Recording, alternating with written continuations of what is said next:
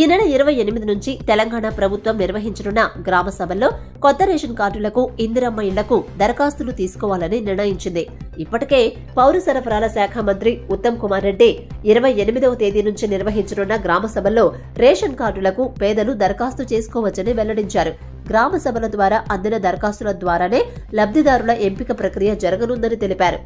Ration కార్డులు, ఇందిరమ్మ ఇళ్లతో పాటు Congress party ఇచ్చిన 6 గ్యారంటీల పథకాలకు సంబంధించి అర్హుల నుంచి దరఖాస్తులు స్వీకరించనున్నారు.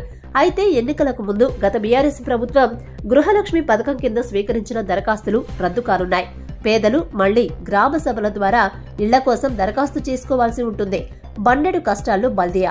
బీఆర్ఎస్ ప్రభుత్వం గృహలక్ష్మి పథకం కింద సొంత జాగా ఉన్నవారికి 3 లక్షల రూపాయల సహాయం గృహలక్ష్మి పథకం కింద ఇవ్వాలని నిర్ణయించింది. ఎన్నికలకు ముందు 15 లక్షల దరఖాస్తులు స్వీకరించి వడపోత తర్వాత 11 లక్షల మందిని అర్హులుగా తేల్చారు. వాటిలో రాష్ట్ర వ్యాప్తంగా ప్రతి నియోజకవర్గానికి 3,000 చొప్పున లబ్ధిదారులను ఎంపిక చేసినప్పటికీ ఎన్నికల కోడ్ కారణంగా ఆ పథకం అటకెక్కింది. అధికారంలోకి వచ్చిన కాంగ్రెస్ ప్రభుత్వం గృహలక్ష్మి పథకం రద్దు చేసి 5 లక్షలతో అర్హులైన పేదలకు ఇందిరమ్మ ఇళ్లను మంజూరు చేయనుంది.